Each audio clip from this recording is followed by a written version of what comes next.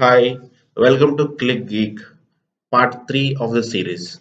So, in this session, we are going to look at user preferences, which includes license updating and removing, some of the security settings, and default object settings, and editor settings. Editor is nothing but a script editor, and some of the design settings, and font as well as save. So, at the end of the video, we will look at how to open the QVD and how to edit the data which is there in the QVD without Qlikview application. Okay, so let's switch to Qlikview Desktop. So this is the desktop now. So I haven't opened any of the application, so I can see the user preferences under the settings. So this user preferences is pretty much useful to customize or to set the desktop application behavior. Okay, there are two more settings which are called as document settings and sheet settings. Those are applicable for the particular document and sheets. Okay, so let's see this user preferences. For this, the shortcut is Control Alt U. Okay, so then click on this one. You find a couple of options here. Okay, so we'll see these things later stage. Let's go to license. So license, so if you have a document car, I mean, in the sense you have, if you have a desktop license, in that case you have to put your username, organization name, and licensing information, and it will be visible here. Suppose in case if you want to add a license, so put your license key and a control number and the username and organization. Okay, or else if you want to clear the information, license information, just click on clear license information. If you have already installed on switching in between different machines, better to clear the license from where you are switching from. Okay, so this is how you can update and clear the license, and you can see the license agreement as well. Okay, so let's go to security. So what is the security? So whenever you are writing some kind of I can say macros or some kind of modules or external scripts, or else if you're using execute statements, so in that case, so you have to use these security settings. Okay, so let's see the last one. So confirm launch from macro. So Qlikview allows users to write macros. So that's Visual Basic Macros, VB macro. So and you can so here saving documents, export data to files. In this case, also it will like ask you, and launching the start programs or documents from the button. I mean, if you want to execute I mean in a .exe file, in that case also it will ask you to do that, and script allowing database write and execute statement. This is what I'm talking about. If you, I mean, you can fire an insert query or else update query from Qlikview as well. So in that case also it is required. Okay, and module access as well. So you can update these settings, means enabling and disable these security settings from user preferences. And the next one is location. Okay, so in the locations it will specify some of the paths, default paths. So what is this QVD buffer? So there is a type of data loading into Qlikview.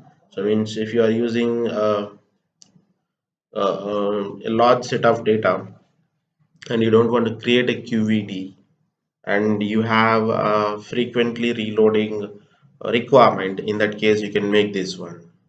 So, I mean buffer load. In that case, what it will do is, so it will create a buffer QVD.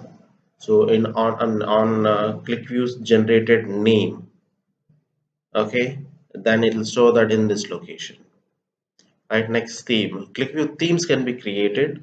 So keeping development in mind and organization standards in mind. Okay, so you can utilize the themes instead of I mean changing each and every property of the uh, each and every object. Okay, if any user files were there, these things will be stored here.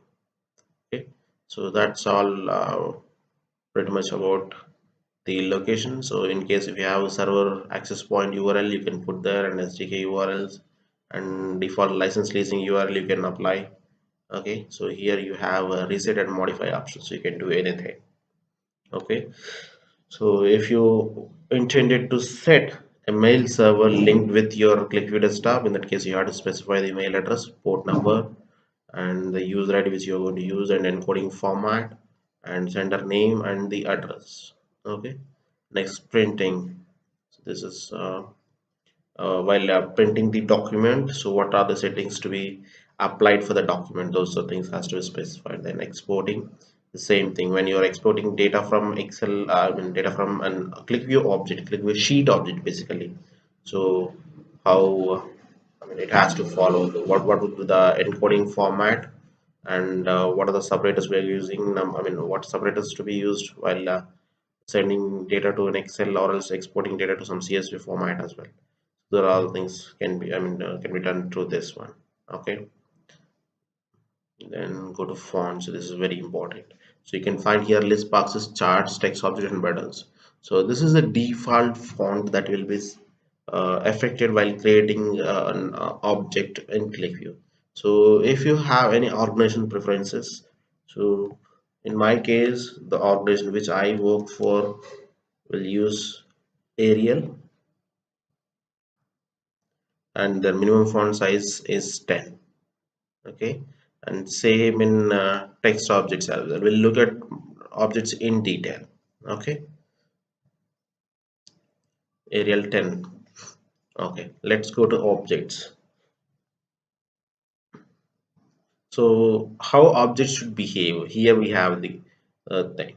Enable all confirmation messages, yes, it is enabled, right? So table defaults show selection indicators, means in case you have selected anything in the table,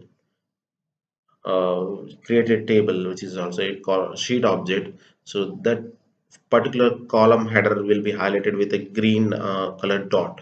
So that's what this indicator is, sort indicator. So a triangle will be there on next to the green icon if you are using any uh, sortings. Okay, interactive sortings are possible in Qlikview.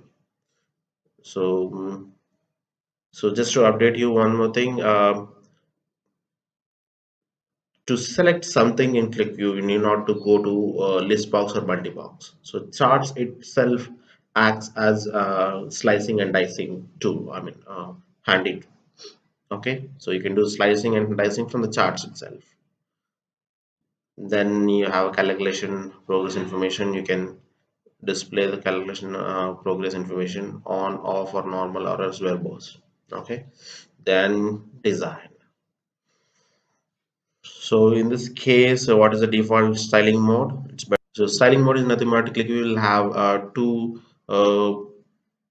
modes of opening the application in access point. One is Ajax and one is IE plugin. If you're using advanced, so recommend users to use IE plugin to be installed in their machines, and they're accessing the application through IE browser only. Then only they can see the styling modes that are generated through advanced styling mode. So like in rounded corners and all. Okay, simplified is just for the normal browsers, any browser or else mobile device. Okay, so Qlikview is working on removing dependency of this IE plugin. So this is the design setting. So let's go to editor setting. So as you know, editor is nothing but script, script editor. So where the backend coding is going to be in place. So in that case, so you can specify uh, different type of text and their colors, and as well as their sizes. What is the normal text if it is a keyword, and what would be the foreground color and background color, you want it in bold, underline, or else how numeric literals should be highlighted, and what would the font size and font style, font type. So all these things of the script editor can be adjusted according to your requirement. If you go to save button, here you have an important thing, prefer save format, the compression format. This is the compression algorithm which is being used while generating the QVD. Okay, so if you have this set it to none, so your data, I mean your QVD size or else your application size would be the same as the data size which you have. If you set it to the medium, it will compress. I mean, it will use some of the compression techniques and store the data into QVD.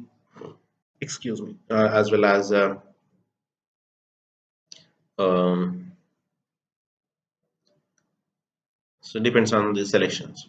Okay, got it. So this is an important setting. So I can say while saving a QVD or else while using the application.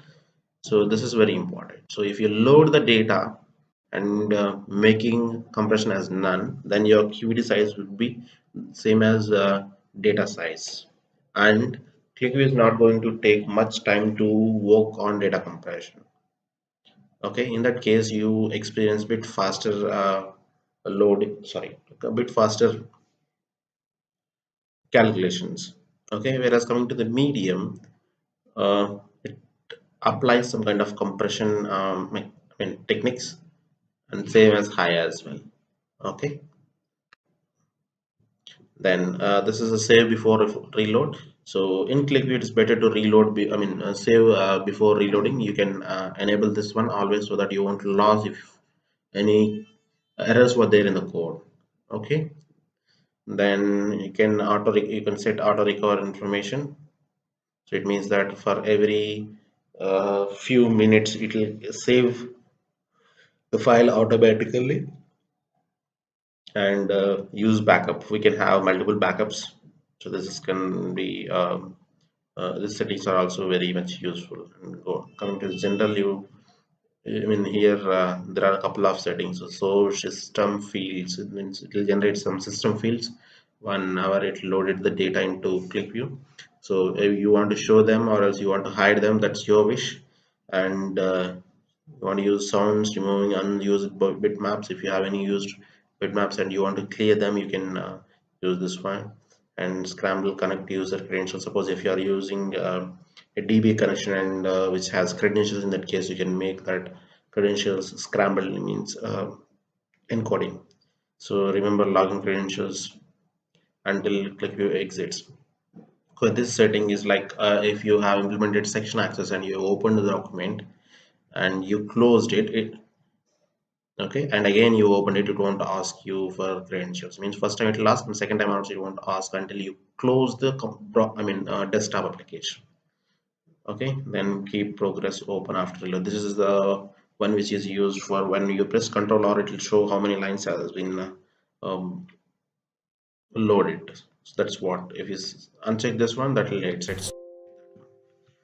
So I have sample application one, let me reload. So I have this one, so closed, right? So this is the progress bar. So you can see script execution progress bar, it's still open until I apply something. So let's go to settings, user preferences, and keep uncheck this keep progress bar. So just close. So once it got reloaded and it finished reload, then it will hide that thing. Okay, the same as horizontal scroll bar, vertical scroll bar, you want to enable or not. Keep R from QVD purposes. Assume that you have created a buffer QVD with your application, and it will be removed automatically if you want to use it for a few days. Okay, so in that case, if you want to keep that, then you just have to click and flush script log after each write. It means you want to create a fresh log file after every reload. Then in that case you have to have this one, and reopen dialog. This is also show. This is getting started wizard. Create a new document. Whenever you hit a new document, it will show the wizard. Let me show you that. Sorry, just click on new. So this is a wizard. So if you don't want this to be displayed, then uncheck settings in user preferences. Okay, so that's all about the user preferences. So let's switch to the other one. So I want to open Qlikview generated QVD. So using QI tool, there is a tool called QI which will be used to open and edit the QVD data. Okay,